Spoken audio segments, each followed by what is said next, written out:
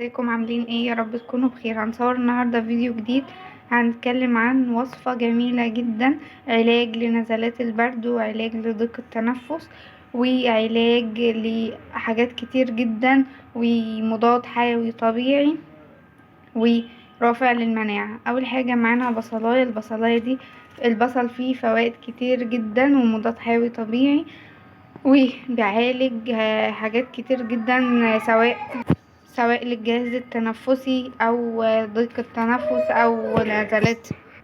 او لنزلات البرد. اول حاجه هنجيب بصله معانا وهنقشرها ونغسلها كويس جدا، وبعد كده هنبشرها في المبشره. هنبشرها بالمبشره ونصفي كل الميه اللي هتنزل منها، هناخد الميه بتاعتها كلها و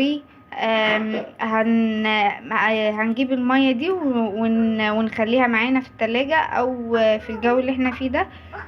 ممكن نخليها عادي برا يعني يومين. هناخد المية دي مع معلقة او معلقتين على كوباية مية دافية. هناخد معلقة او معلقتين من مية البصل على كوباية مية دافية وعليها معلقة من العسل الطبيعي.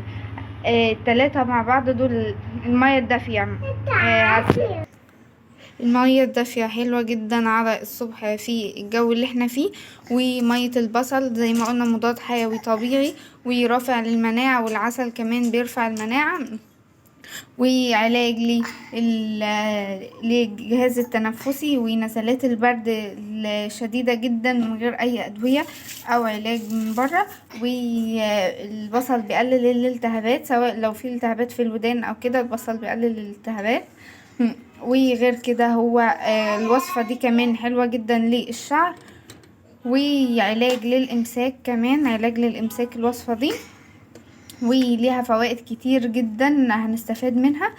ان احنا نحط معلقة او معلقتين يوميا على كوباية مية دافية وعليها معلقة من العسل الطبيعي ونقلبهم كويس جدا ونشربهم كل يوم على الصبح. تمام.